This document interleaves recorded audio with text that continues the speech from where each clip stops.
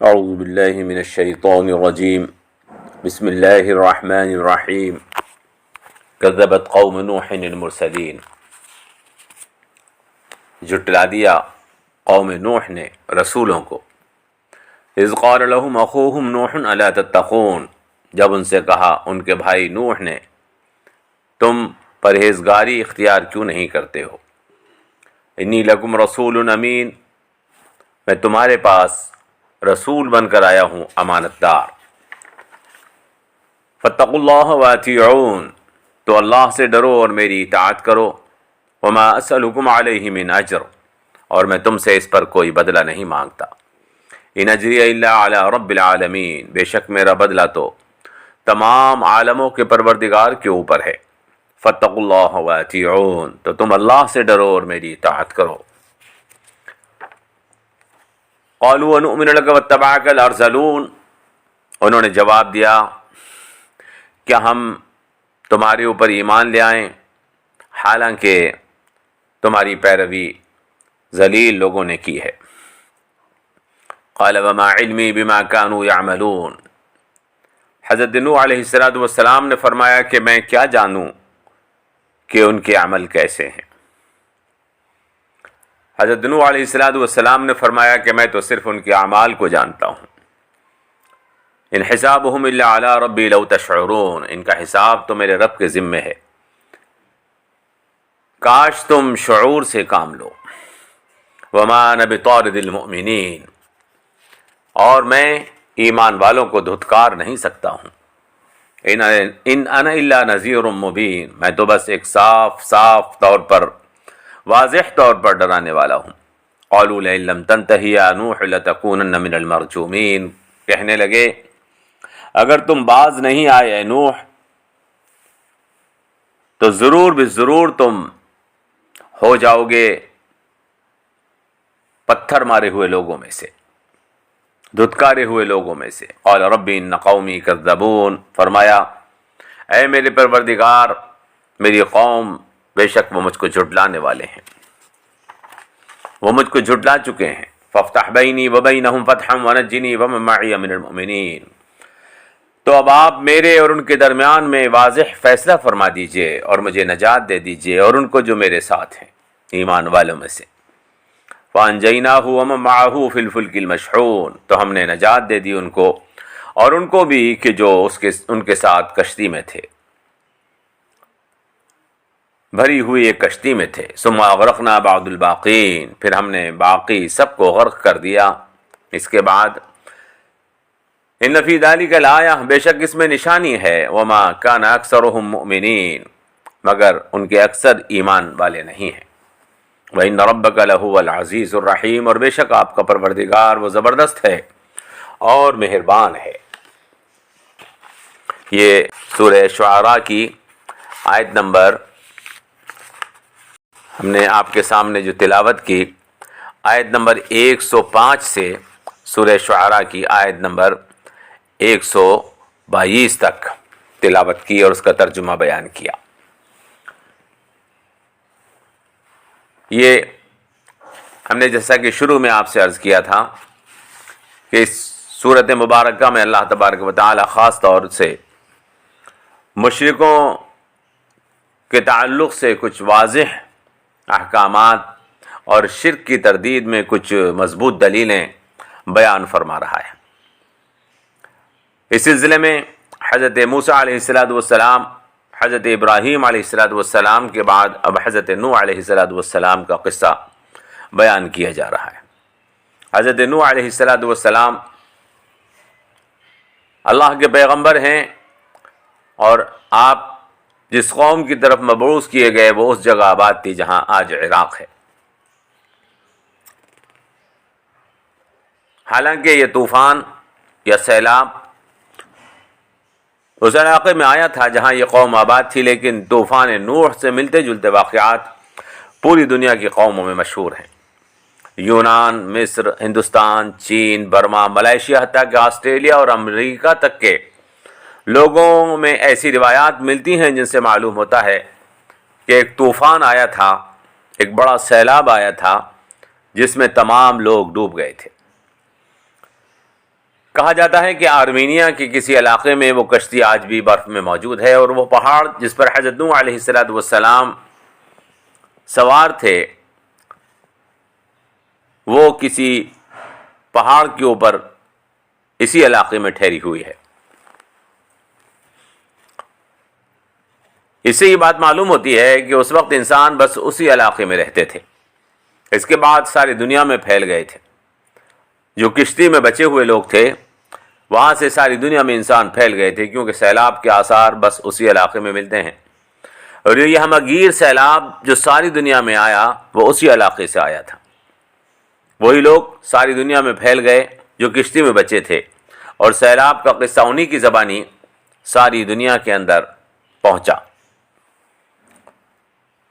قرآن کریم کے مطالعے سے اور حضرت نوح علیہ السلام کے قوم کی تاریخ کے مطالعے سے یہ چیز معلوم ہوتی ہے کہ حضرت نوح کی قوم اللہ کو مانتی تھی مگر شرک میں مبتلا ہو گئی تھی۔ وہ اللہ کے ساتھ دوسری ہستیوں کو اس کے حقوق اور اختیارات میں شریک مانتی تھی، تقریباً اسی طرح ہمارے ملک بھارت کے ہندو ہیں۔ یہ لوگ ایشور کے نام سے اللہ کو مانتے ہیں، اللہ کے تصور ان کے مذہب میں ہے، مگر ان لوگوں نے اپنے ہاتھوں سے بنائے ہوئے کچھ خیالی بت اللہ کے ساتھ شریک مان لیے ہیں، اور ایک طبقہ جس کو برہمن کہتے ہیں پجاری بن بیٹھا ہے، اور اس طبقے نے تمام قوموں کی مذہبی اور سیاسی حکمرانی کو اپنے قبضے میں لے رکھا ہے، بلکہ تمام ملک کی معاشی طور پر بھی قسمت کے مالک یہی بن بیٹھے ہیں۔ انسانوں میں اونچ نیچ کی تقسیم انہوں نے پیدا کی ہے، اور کمزور طبقات کو اپنے ماتحت رکھ کر ہزاروں سال ان پر ظلم روا رکھا ہے۔ حضرت نوح علیہ السلام کی قوم کا حال سمجھنے کے لیے ہندوستان کے حالات کو سمجھنا، یا جو لوگ ہندوستان کے حالات کو جانتے ہیں وہ بہتر طریقے سے حضرت نوح علیہ السلام کی قوم کے حال کو سمجھ سکتے ہیں کہ تقریباً ان کی حالت بھی ایسی ہی تھی۔ حضرت نوح نے 950 سال یا اس سے بھی زیادہ اس قوم میں دین کی دعوت کا کام کیا، مگر یہ قوم پھر بھی نہیں مانی۔ اس نے طبقاتی نظام اسی طرح سے قائم کر رکھا تھا۔ اس طبقاتی نظام نے ملک پر ایسا قبضہ جما رکھا تھا کہ حضرت نوح علیہ السلام کی دعوت و تبلیغ کے سلسلے کی کوئی تدبیر کامیاب نہیں ہوئی۔ آخرکار حضرت نوح علیہ السلام نے تقریباً 950 برس دین کی دعوت کا کام کرنے کے بعد، تبلیغ کا کام کرنے کے بعد، اس کے باوجود کہ یہ قوم اتنی طویل مدت تک اس کے اندر دعوت کا کام کیا جاتا رہا اور اس نے دین حق کو قبول نہیں کیا، پوری قوم سیلاب میں غرق کر دی گئی، سوائے ان لوگوں کے جو کشتی میں سوار تھے۔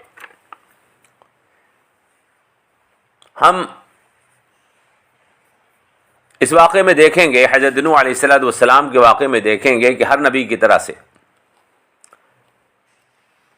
یہاں پر بھی حالات پیش آئے ہیں، جیسے ہر نبی کے ساتھ حالات پیش آئے۔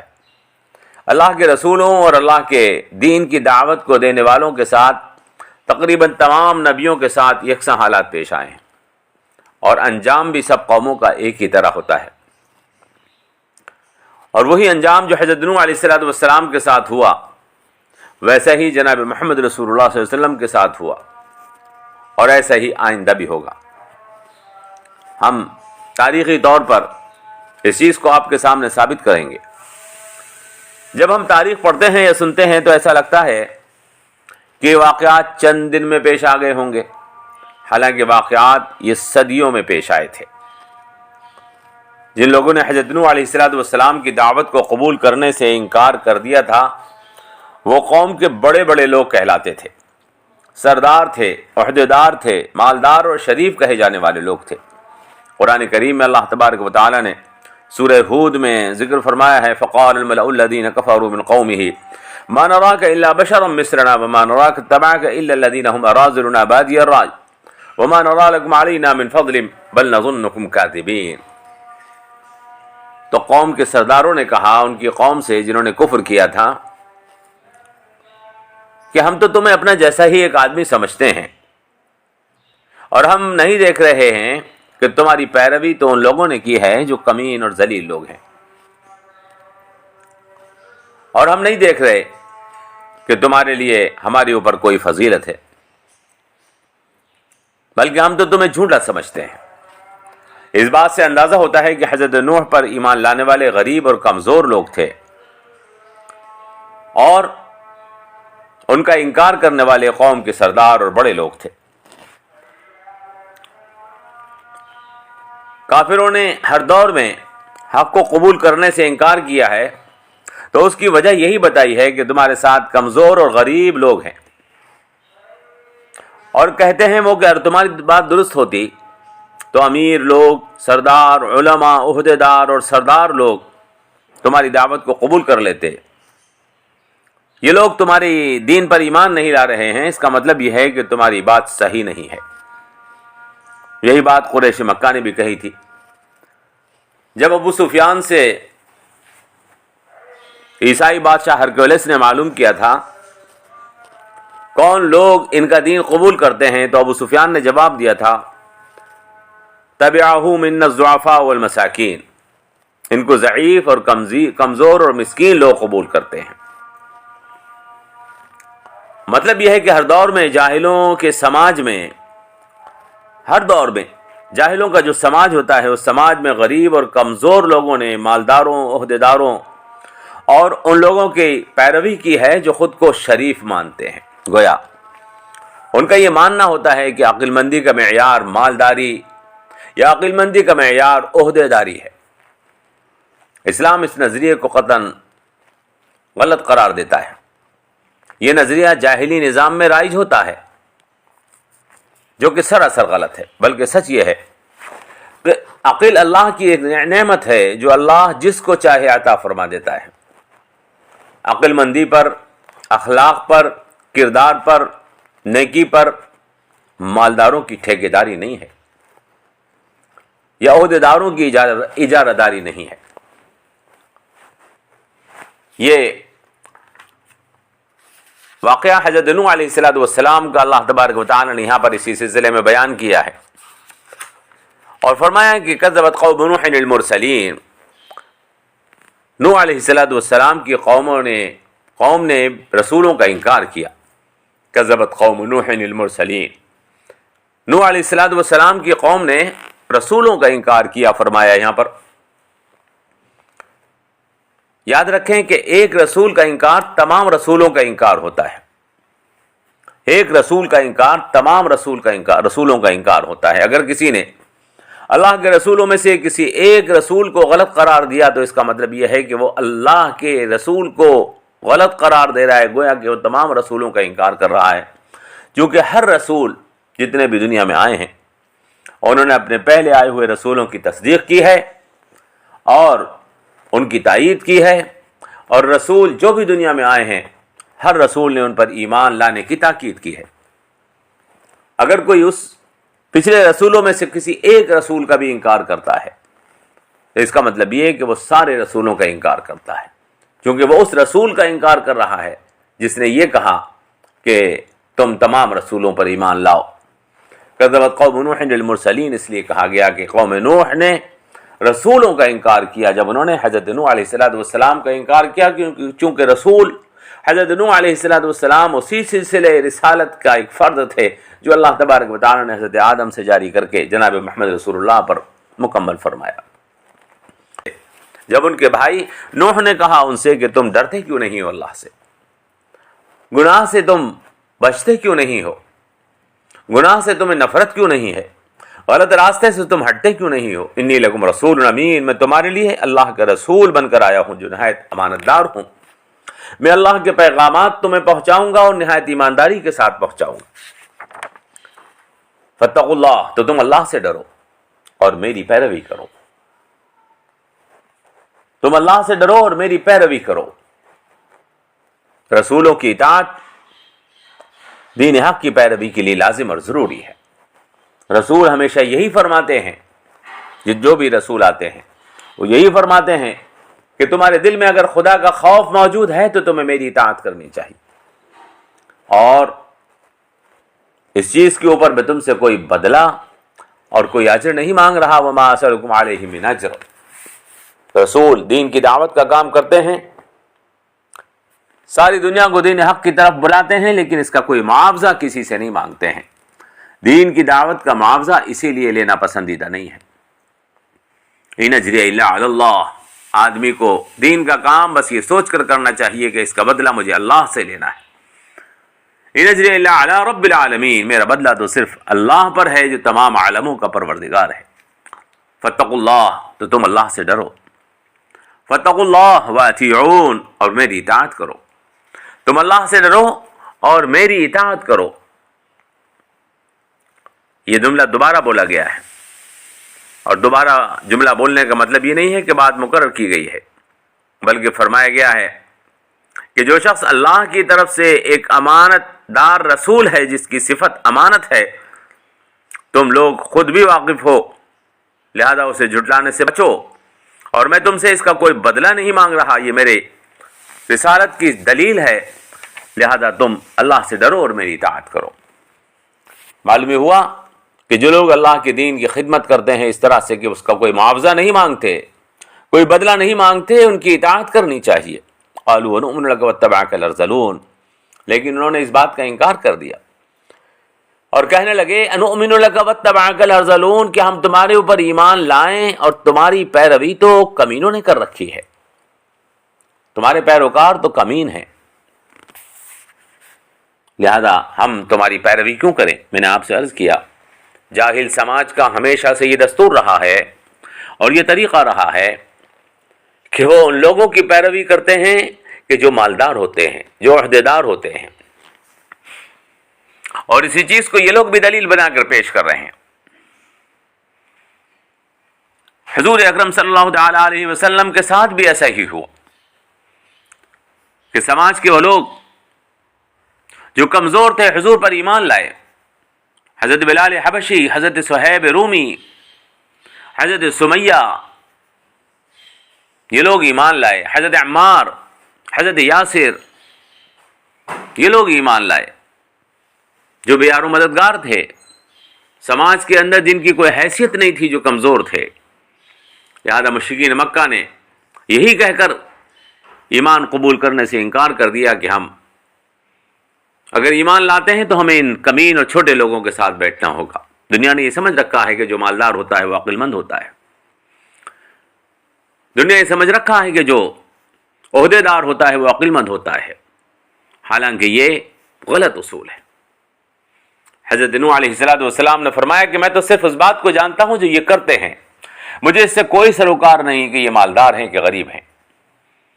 میں تو یہ دیکھتا ہوں کہ ان کے اعمال کیسے ہیں، ان کا کیریکٹر کیسا ہے، ان کے اخلاق کیسے ہیں، یہ کس چیز کو پسند کرتے ہیں اور کس چیز کو ناپسند کرتے ہیں. میں صرف ظاہری معاملات ان کے اوپر دیکھتا ہوں، کیونکہ ان کے اعمال اچھے ہیں، ان کا کردار اچھا ہے، ان کا اخلاق اچھا ہے، کیونکہ یہ معاشرے کا ایک مفید عنصر ہیں اور معاشرے کو اور سماج کو فائدہ پہنچاتے ہیں، لہذا میں ان کو اپنے سینے سے لگاتا ہوں. رہ گئی بات دل کی کیفیت کی، تو اس کا حساب اللہ پر ہے. ان حسابهم الا علی ربی لو تشعرون. میں ان لوگوں کو دھتکار نہیں سکتا،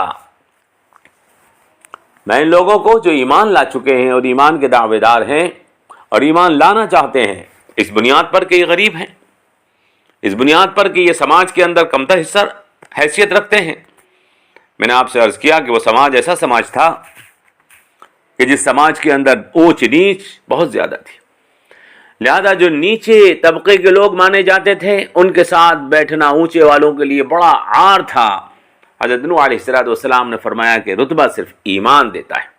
میں تمہیں بات بتانے والا ہوں، لیکن ان کے طبقاتی نظام کے خلاف حضرت نوح علیہ السلام کا یہ جملہ انہیں سخت ناگوار گزرا. انہوں نے طبقاتی نظام کی بنیاد پر ہی اپنے شرک اور بت پرستی رکھا ہوا تھا. کہنے لگے لئن لم تنتہی یا نوح لتکونن من المرجومین. اگر تم باز نہیں آئے اے نوح تو ضرور بھی ضرور تم پتھر مارے ہوئے لوگوں میں سے ہو جاؤ گے. 950 برس تک حضرت نوح علیہ السلام نے دین کی دعوت کا یہ کام کیا، لیکن وہ قوم اپنے کفر سے، اپنے شرک سے، اپنے جاہلی مزاج سے، طبقاتی نظام سے باز نہیں آئی. تو حضرت نوح علیہ السلام نے اللہ کی بارگاہ میں ہاتھ اٹھا دیے، اے میرے پروردگار، میری قوم تو مجھے جھٹلائے چلی جا رہی ہے، دوسری جگہ اللہ تبارک و تعالیٰ نے اس چیز کو واضح فرما دیا ہے کہ حضرت نوح علیہ السلام کی اس بات کی تائید اور تصدیق خود اللہ نے فرمائی کہ یہ لوگ اب اپنے کفر سے باز آنے والے نہیں ہیں. لن یؤمن من قومک الا من قد آمن فلا تبتئس بما كانوا يفعلون. تیری قوم میں سے جو لوگ ایمان لا چکے بس لا چکے، اب کوئی ایمان لانے والا نہیں ہے، لہذا اب ان کے کرتوتوں پر تم کوئی غم مت کھانا. اللہ تبارک و تعالیٰ نے یہ بات بیان فرما دی تو حضرت نوح علیہ السلام نے فرمایا کہ پروردگار اب تو میرے اور ان کے درمیان میں فیصلہ فرما دے. فافتح بینی و بینہم فتحا ونجنی ومن معی من المؤمنین. اے میرے پروردگار تو اب ان کے اور میرے درمیان واضح فیصلہ فرما دے اور مجھے نجات عطا فرما دے اور ان لوگوں کو کہ جو ایمان لانے والے ہیں. اللہ فرماتا ہے فانجیناہ ومن معہ فی الفلک المشحون. تو ہم نے نجات دے دی ان لوگوں کو کہ جو ان کے ساتھ تھے اور ان کو کشتی کے اندر جو بھری ہوئی تھی، ایک بھری ہوئی کشتی میں بچا لیا. میں نے آپ سے عرض کیا کہ دین حق کے داعیوں کو اللہ تبارک و تعالی ہر دور میں بچاتا ہے اور رسولوں اور داعیان حق کا انکار کرنے والوں کو اللہ تبارک و تعالی ہر دور میں برباد اور ہلاک کر دیتا ہے. بچتے وہ ہیں جو ایمان والے ہوتے ہیں اور جو داعیان حق کے ساتھ رہتے ہیں، باقی سب ہلاک ہو جاتے ہیں. ثم اغرقنا بعد الباقین. پھر ہم نے غرق کر دیا باقی بچے ہوئے لوگوں کو. ان فی ذلک لآیہ، بے شک اس کے اندر نشانی ہے، نشان عبرت ہے، ایک نصیحت ہے ان لوگوں کے لیے جو حق کا انکار کرتے ہیں. پوری تاریخ گواہ ہے، اس چیز کے اوپر شاہد ہے، لیکن اکثر لوگ پھر بھی یقین نہیں کرتے. وما کان اکثرهم مؤمنین. اور یقین رکھو کہ بے شک آپ کا پروردگار وہ زبردست ہے اور مہربان ہے. اللہ سے دعا کیجیے اللہ تبارک و تعالی ہمیں اس باطل نظام میں کفر کے ہر ظلم سے اللہ تبارک و تعالی ہمیں نجات عطا فرمائے. والسلام علیکم ورحمۃ اللہ وبرکاتہ.